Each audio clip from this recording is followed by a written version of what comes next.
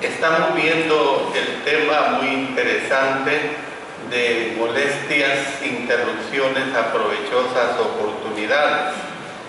Este tema trata de las interrupciones que tuvo el Señor Jesucristo.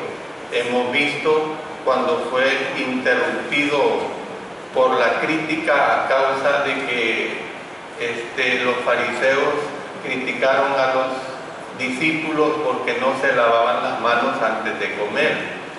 Vimos en la clase del jueves pasado que fue interrumpido por un clamor, o sea, la mujer sirofenicia que interrumpió al Señor Jesús en vista de que su hija estaba con un espíritu endemoniado y le importó poco a esta mujer.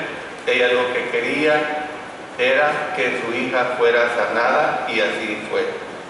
Ahora vamos a ver la tercera interrupción, y esa tercera interrupción está en que fue interrumpido por una multitud. Vamos a basar esta lección en Mateo capítulo 15, versículos 29 hasta el 31. Y leamos esta porción que es verdaderamente muy interesante. Pasó Jesús de allí y vino junto al mar de Galilea, y subiendo al monte se sentó ahí. Y se le acercó mucha gente que traía consigo a cojos, ciegos, mudos, mancos y otros muchos enfermos, y los pusieron a los pies de Jesús y los sanó. De manera que la multitud se maravillaba viendo a los mudos hablar, a los mancos sanados. Noten, esto es bien importante: los mancos sanados, a los cojos andar y los ciegos ver, y glorificaban al Dios de Israel. Y también vamos a usar otro texto del Evangelio de Marcos, capítulo 7, los versos 31 hasta el 37, donde Jesús sana a un sordomudo. Volviendo a salir de la región de Tiro, vino por Sidón al mar de Galilea, pasando por la región de Decápolis. Y le trajeron un sordo y tartamudo, y le rogaron que le pusiera la mano encima, y tomándole aparte de la gente, metió los dedos en las orejas de él, y escupiendo tocó su lengua, y levantando los ojos al cielo, gimió y le dijo: Éfata. Hay una versión que se lee efatá, es decir, sea abierto. Al momento fueron abiertos sus oídos y se desató la ligadura de su lengua y hablaba bien. Y les mandó que no le dijesen a nadie, pero cuanto más les mandaba, tanto más y más lo divulgaban, y en gran manera se maravillaban, diciendo: bien lo ha hecho todo, hace a los sordos oír y a los mudos hablar. Cuando Jesús y sus discípulos por fin salieron de la región de Tiro, recuerden que estaba en una región extranjera, ellos no volvieron inmediatamente a Galilea, sino que en lugar de ellos, siempre evitando pasar por el territorio de Herodes, era el Señor prudente. Ya hemos hecho referencia a esta situación.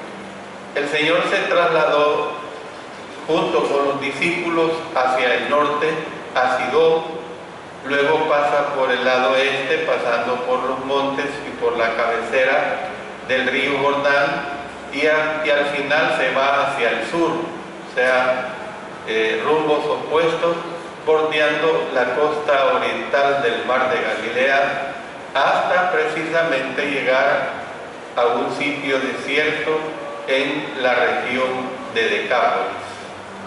Y es ahí donde se da la tercera molesta interrupción.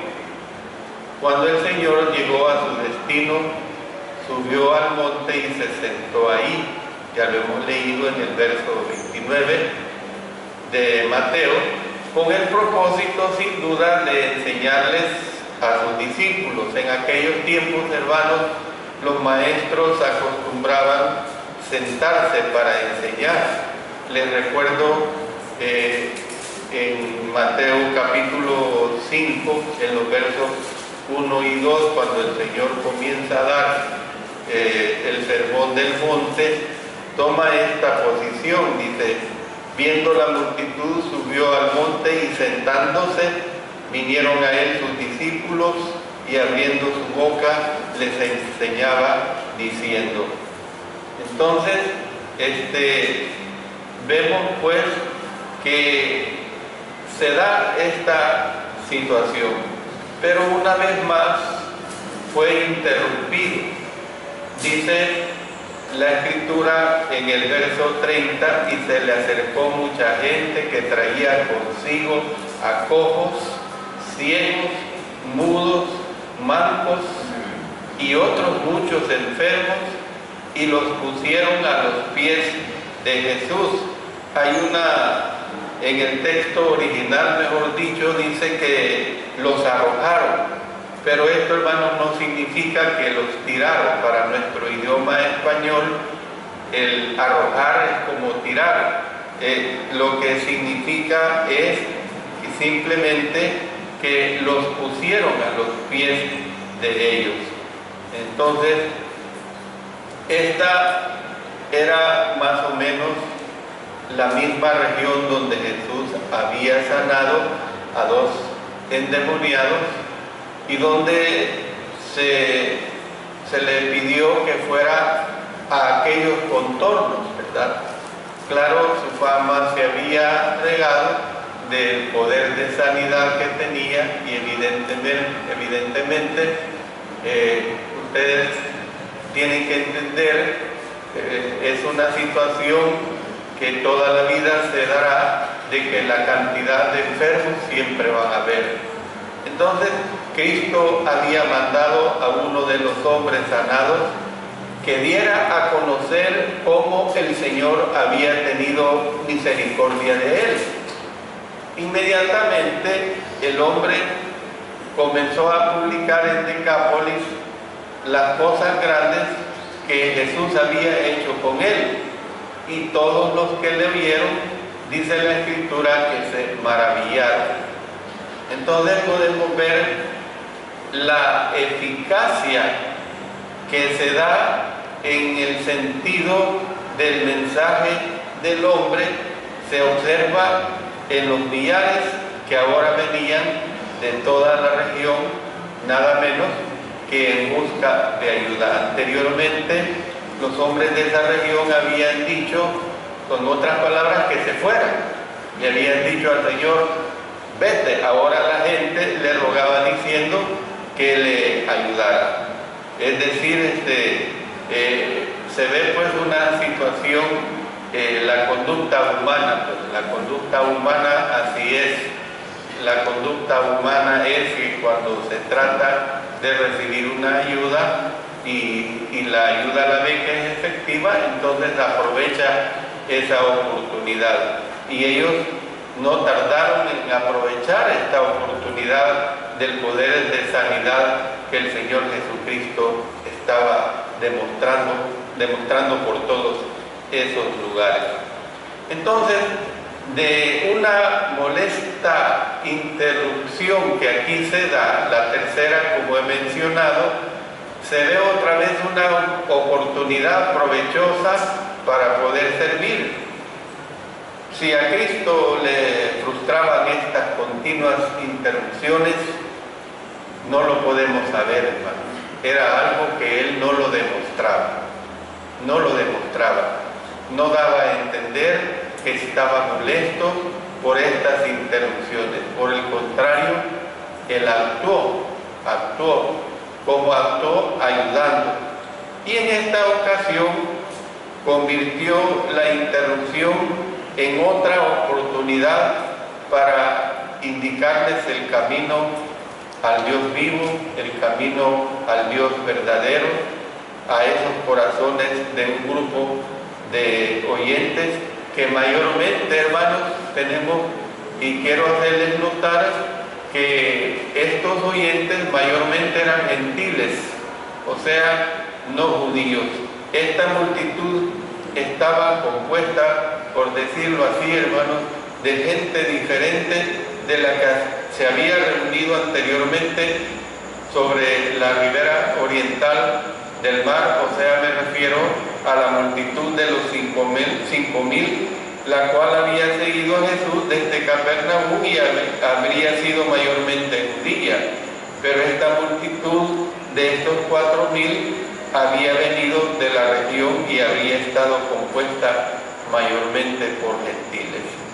Entonces, ¿qué es lo que nosotros realmente vemos? Dice, y los sanó de manera que la multitud se maravillaba viendo a los mudos hablar, a los mancos sanados, a los cojos andar y a los ciegos ver, y glorificaban al Dios de Israel.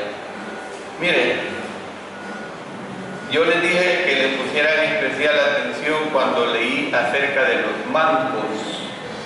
Mire, en el texto original se lee que eran mutilados, o sea, fueron estos hombres que eran mancos o eran mutilados, fueron restaurados hasta quedar enteros. O sea, quizás, yo no sé si a usted le resulta difícil, uno que no tenía mano, le fue restaurada su mano, uno que no tenía un pie, le fue restaurado su pie. Entonces, ¿qué es lo que vemos?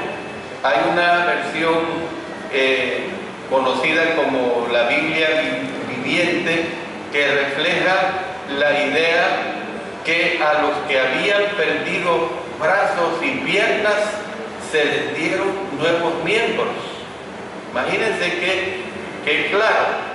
Entonces, ¿se imagina usted qué podría suceder si tomara usted a un hombre que le falte un brazo, que le falte una pierna?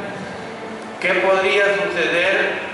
Y fíjese bien qué es lo que sucede con los tales servicios de sanidad de hoy en día y de hace décadas, de esos que dicen que sana. Nunca usted va a ver a uno de estos hombres que dicen hacer sanidades a un manco, devolverle su pierna, o devolverle su mano, o devolverle un ojo que ha perdido totalmente. Pero sin embargo, hermano, el Señor aquí lo está haciendo, lo hizo claramente. Cuando aquí hemos leído también y glorificaban al Dios de Israel, es una prueba adicional de que se trataba de un grupo mayormente gentiles, o sea, era para darles a entender a estos gentiles que estaban glorificando al Dios de Israel. Marcos consignó un suceso concreto, hermano. ¿Cuál es este suceso concreto? Bueno, la sanidad de un sordo y un tartamudo. Un sordo y un tartamudo. Aparentemente, la tartamudez del hombre no se debía solamente a que era sordo, sino que Marcos, en el capítulo 7, verso 35, dice que tenía una ligadura de su lengua, una ligadura de su lengua. Dice en los versos 33 y 34 de Marcos 7, y tomándole aparte de la gente, metió los dedos en las orejas de él, y escupiendo tocó su lengua, y levantando los ojos al cielo, gimió y le dijo, Éfata, es decir, sé abierto, sé abierto. Ahora la interrogante, hermanos, es ¿por qué metió Jesús sus dedos en las orejas del hombre? ¿Por qué escupió el Señor? Miren, el Señor una vez también hizo lodo de su saliva e hizo lodo en el suelo. El Señor hizo cosas que nosotros no debemos quebrarnos la cabeza por entender estas situaciones. Era voluntad de Él hacerlo así, de esa manera. No se nos dice, hermanos, en vista de que estas acciones no se repiten en sanidades similares, se consideran que no guardan relación con lo que hizo. Por otro lado, el hecho de que gimió, fíjense bien, dice gimió, levantando los ojos al cielo, es significativo. Nos informa de que el Señor, hermanos, no sanaba mecánicamente, o sea que el Señor no sanaba sin sentimiento. ¿Ven? No sanaba sin sentimiento. Tenemos que entender que aparentemente nosotros podemos ver que no ponía a trabajar sus poderes sin que manifestara esa actitud de que sentía la situación de las personas. Es decir, hermanos, que su corazón se conmovía ante toda persona que tenía problemas con males físicos y con males espirituales. Cristo pudo haber gemido porque a lo mejor, hermanos, pensó en los millones que había de sordos, en los millones que había de mudos en este mundo que jamás oirían ni hablarían. Pero Él aprovechó esta oportunidad pues para sanar a este sordo, a este tartamudo y demostrar sus poderes. Después, el Señor Jesucristo dijo: sea abierto. ¿Y qué es lo que sucede? Que al momento fueron abiertos los oídos del hombre y dice que se desató la ligadura de su lengua y hablaba bien. Miren, usted puede entender bien esto. Pongo el ejemplo de los niños. El ejemplo de los niños. Mi mamá me contaba de mi hermano mayor, que ya falleció, que ella creía que iba a ser mudo o tartamudo, porque dice que vino a hablar más o menos bien hasta la edad de los 4 años. No es normal que un niño empiece a hablar casi bien o bastante bien a la edad de los 4 años. Es normal que un niño con 1 año y no digamos 2 años ya esté hablando en perfectas condiciones. Entonces, nosotros tenemos que entender esta situación, que cuando le fueron abiertos los oídos de este hombre y se desata la ligadura de su lengua y hablaba bien, eso era algo que había que extrañar. Probablemente dentro de ustedes han tenido hijos, niños, que han creído que van a tener este problema y de repente, por la relación que hay con los otros niños, comienzan a hablar en una forma totalmente normal. Por eso, hermanos, tenemos que entender que aquel hombre era conocido como un tartamudo. Siempre los tartamudos en un pueblo, en una región, en el barrio donde se vive, son conocidos precisamente por esa característica y la gente los identifica. La gente se maravillaba en gran manera diciendo: bien lo ha hecho todo. Para el tiempo en que Jesús salió precisamente de aquella región, quedaron personas cuyos corazones estaban dispuestos a recibir el Evangelio. Por ejemplo, usted puede ver cuando la iglesia fue esparcida a raíz de la persecución ocurrida allí en Jerusalén, precisamente después que habían asesinado a Esteban. Los cristianos fueron por toda la región de Palestina y se nos habla que los corazones de muchos de los habitantes de esta región estaban receptivos debido al trabajo hecho anteriormente por Juan el Bautista, por Jesús y por los apóstoles. Entonces, ¿qué es lo que podemos ver, hermanos?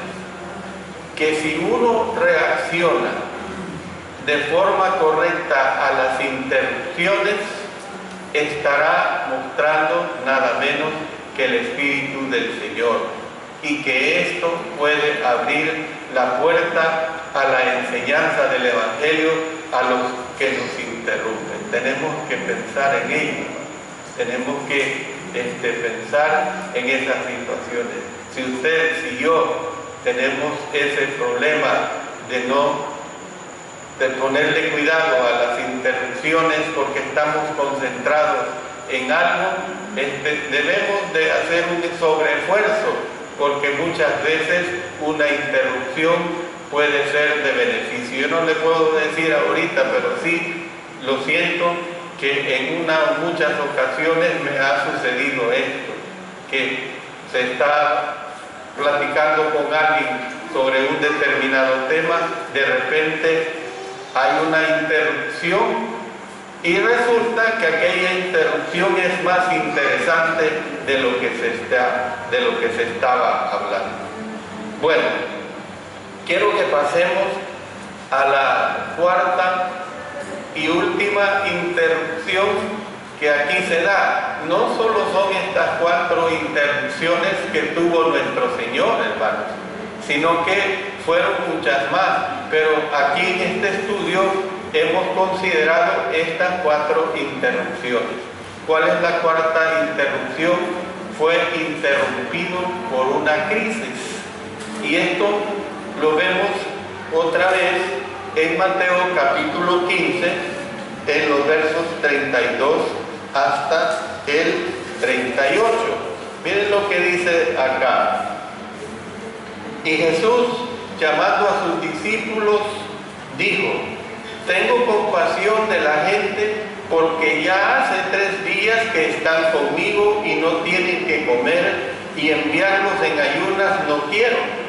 No sea, miren qué interesante, no sea que desmayen en el camino. Él tomaba en cuenta esta situación. El cuerpo sin alimento se puede desmayar. ¿Ves? Por eso es que, si ustedes recuerdan, yo siempre, el día domingo en especial, les digo: hermanos, hermanas de toda edad y especialmente los ancianos, vengan bien desayunados, porque estando bien desayunados, nosotros podemos ser eficaces en la adoración. Verso 33. Entonces sus discípulos le dijeron: ¿de dónde tenemos nosotros tantos panes en el desierto para saciar a una multitud tan grande? Jesús les dijo: ¿cuántos panes tenéis? Y ellos dijeron: 7, y unos pocos pececillos. Y mandó a la multitud que se recostase en tierra. Y tomando los 7 panes y los peces, dio gracias, los partió y dio a sus discípulos, y los discípulos a la multitud. Y comieron todos y se saciaron, y recogieron lo que sobró de los pedazos, 7 canastas llenas, y eran los que habían comido 4,000 hombres, sin contar las mujeres y los niños. Entonces, despedida la gente, entró en la barca y vino a la región de Magdala. Esto, hermanos, está compaginado también con Marcos capítulo 7 y el versículo 36, donde se lee también de esta manera: y les mandó que no lo dijesen a nadie, pero cuanto más les mandaba, tanto más y más lo divulgaban. Y más adelante con Marcos capítulo 8, versos 1 al 9, que básicamente es lo mismo, solamente se agregan algunos detalles. Anteriormente, Jesús había mandado a un hombre sanado que le dijera a todo el mundo lo que había sucedido con él. Esta vez les mandó a sus oyentes, por supuesto, que no le dijesen a nadie. Debido a que su propósito no había cambiado. ¿Cuál era el propósito, hermanos, que no había cambiado? Bueno, ahora necesitaba más tiempo a solas con sus discípulos. Hermanos, esta es la tercera vez que Él lo dice. Quería estar a solas con sus discípulos, y tenemos que entender que el Señor fue cuidadoso de esta situación. Él tenía situaciones especiales que solamente las quería tratar con sus discípulos, y es algo que en ningún momento es indebido ni es criticable.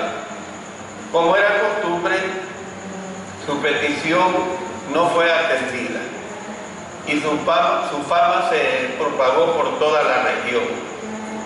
Se habla de que los números crecieron hasta que hubo otra vez, dice la Escritura, una gran multitud. Ya lo hemos leído en Marcos 8:1. Una gran multitud de unos 4,000 hombres, y luego vuelve a repetir, sin contar las mujeres y los niños. Es probable, hermanos, que entre 8 y 12,000 estuvieran presentes en esa reunión, algunos de los cuales nos dice la Escritura que habían venido de lejos. ¿Qué puede ser para usted de lejos? Bueno, usted tiene que pensar que las distancias había que considerarlas desde el punto de vista de que no habían los medios de transporte como los que tenemos ahora en día. Voy a poner un ejemplo práctico. Su servidor y mi familia, en cierto modo, venimos de lejos. Venimos quizás de unos 35 kilómetros.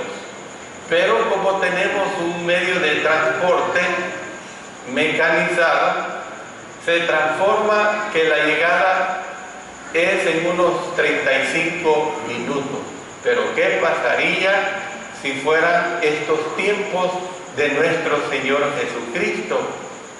Allí se nos aplicaría que venimos de lejos, porque recorrer 35 kilómetros, hermanos, nos llevaría a lo mejor unas 10 horas, y no lo podríamos hacer con esa frecuencia que lo hacemos semanalmente. Entonces, hermanos, hay que considerar esta situación. Cuando dice de lejos, es en relación a la condición de ese tiempo. Pero otra vez, hermanos, se da una molesta interrupción, la cuarta molesta interrupción. Es decir, una vez más, Jesús se portó amablemente al ser interrumpido, aún cuando la interrupción se prolongó durante 3 días, hermanos, porque ya hemos leído, estuvieron 3 días. No se nos dan los detalles acerca de los 3 días, ni es interesante, ni nos molestemos por saber todos los hechos de esos 3 días. Fueron 3 días y así lo tenemos que tomar, pero no hay duda de que Él siguió enseñando y sanando. Bueno, hay que comparar esto con lo que Él hizo anteriormente con los 5,000. Ustedes recuerden que los mandó pues a que se recostaran en la hierba y les dio también alimentación. A diferencia, hermanos, de los que habían seguido a Cristo desde Capernaum, los que formaban parte de esta multitud, dice la Escritura que habían venido preparados con provisiones, pero después de 3 días se les habían agotado. Después de 3 días se les habían terminado. En otras palabras, después de 3 días se les habían acabado las reservas.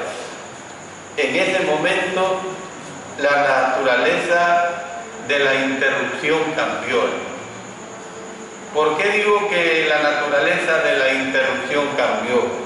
Bueno, tenían la urgente necesidad de comer. Y miren qué cosa yo les vuelvo a poner en este detalle del Señor Jesucristo.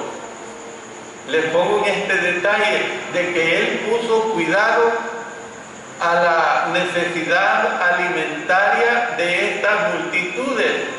Fíjense bien que Él no razonó diciendo de esta manera: no, hombre, si yo soy Dios, yo soy Cristo, yo soy el Hijo de Dios, yo les estoy hablando cosas divinas, cosas celestiales, y que aguanten hambre.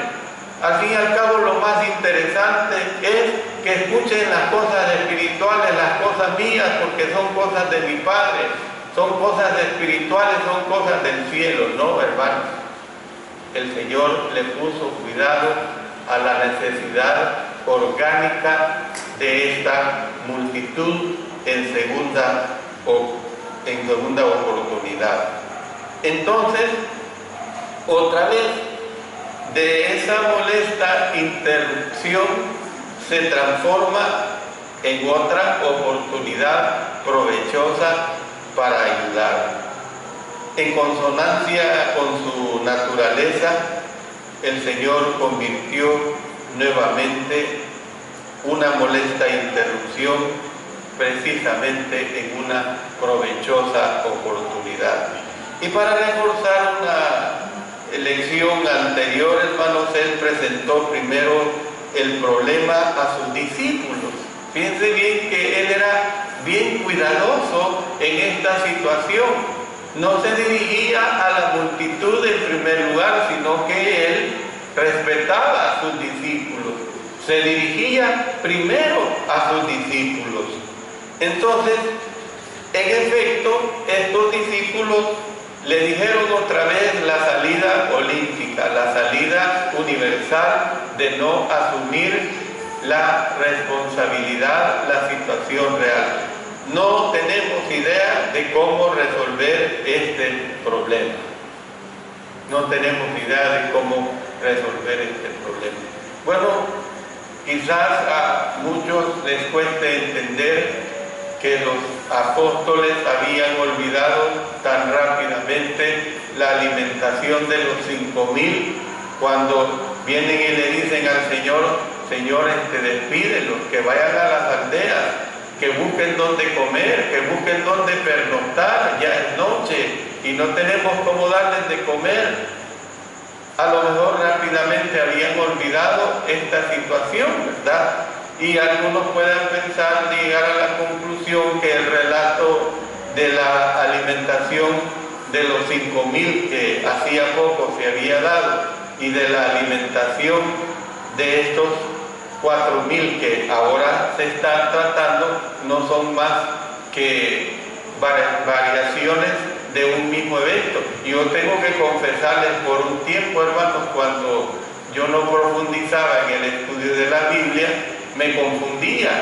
Creía que el evento de los 5,000 era el mismo evento de los 4,000.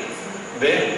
Que como los datos varían de evangelista a evangelista, que Mateo decía el número de 5,000 y que Marcos decía el número de 4,000, pero no, hermanos. Son dos eventos completamente diferentes. ¿Por qué, hermanos? Voy a darles varias de estas razones. Voy a dar 3 razones. La tercera razón va a tener varias subdivisiones. En primer lugar, Mateo y Marcos consignaron ambos eventos, no uno solo, sino los dos eventos.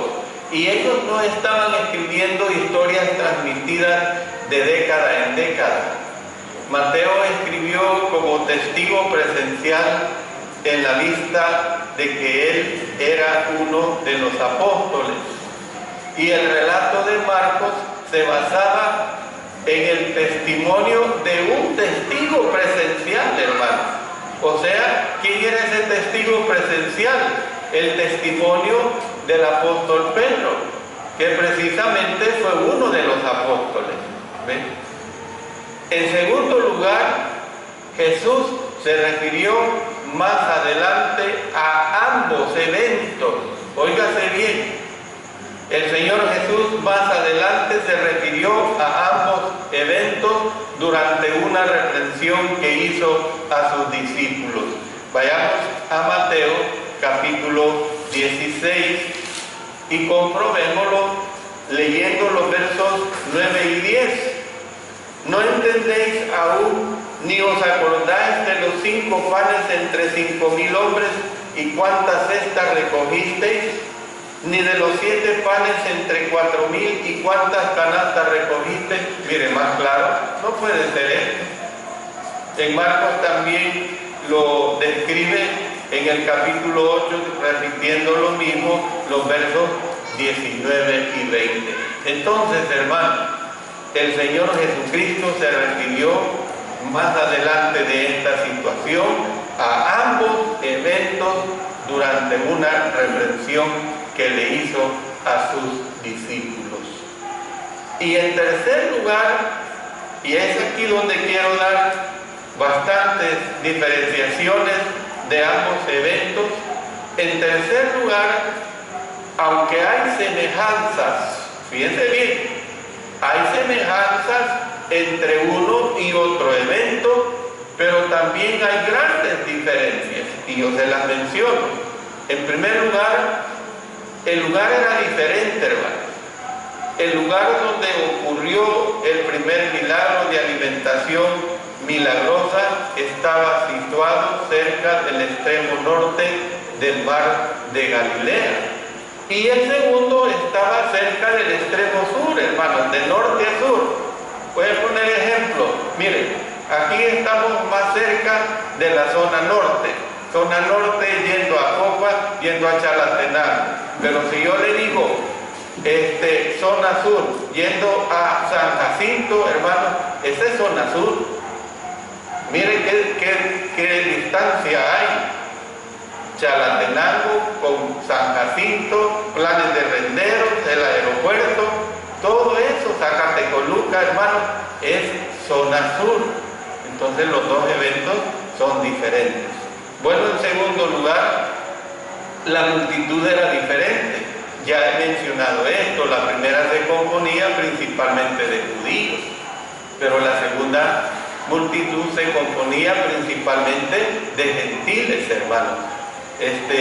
Entonces, no puede ser el mismo evento. En tercer lugar, el tamaño de la multitud era diferente. El primero era de 5.000, es decir, los que se mencionan sin tomar en cuenta las mujeres y los niños, y el segundo era de 4.000, también sin tomar en cuenta las mujeres y los niños. Luego, en cuarto lugar, el tiempo que se ocupó fue diferente. La primera había estado ahí solo un día, mientras que esta segunda situación había estado ahí durante 3 días. Ha de haber sido muy hermoso, hermanos. No les da a ustedes ese deseo. Imagínense que el Señor se nos anunciara, voy a soñar con ustedes, que se nos dijera por revelación divina. Sé que esto no sucede ya. Que se nos dijera por revelación divina, el Señor Jesucristo va a venir a la tierra y va a estar con ustedes durante 3 días. Hermanos, algo fabulosísimo. Yo estaría ahí los 3 días, escuchando al Señor Jesús. Son situaciones bien bien diferentes. Luego, hermanos, la quinta razón es que la razón para la necesidad de alimento era diferente. La primera multitud no había traído alimento.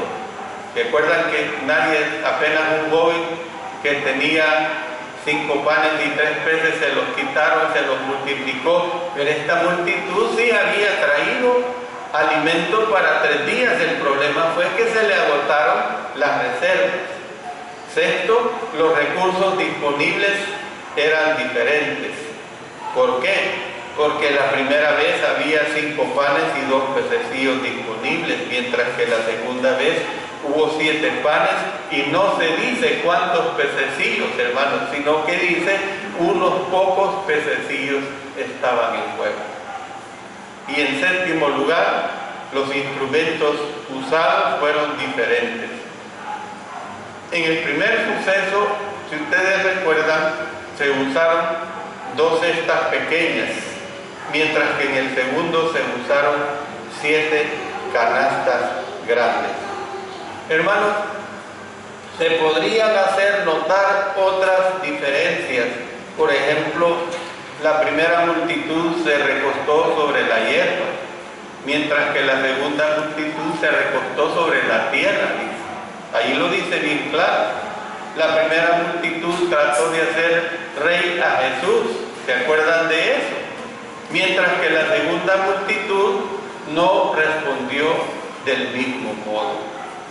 Hermanos, quien quiera que crea que la Biblia es inspirada, deberá pues llegar a la conclusión que se trata de 2 sucesos diferentes.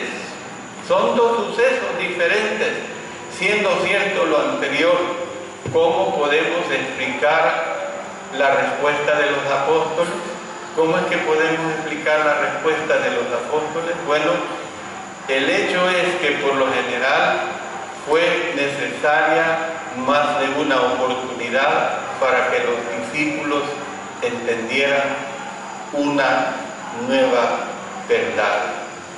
Y hermanos, yo les digo esto: no esperar un milagro a pesar de la experiencia anterior era algo que había ocurrido frecuentemente en la historia de Israel y de los 12. Vayamos al libro de Números en el capítulo 11 y leamos ahí un suceso en los versos 21 hasta el 23.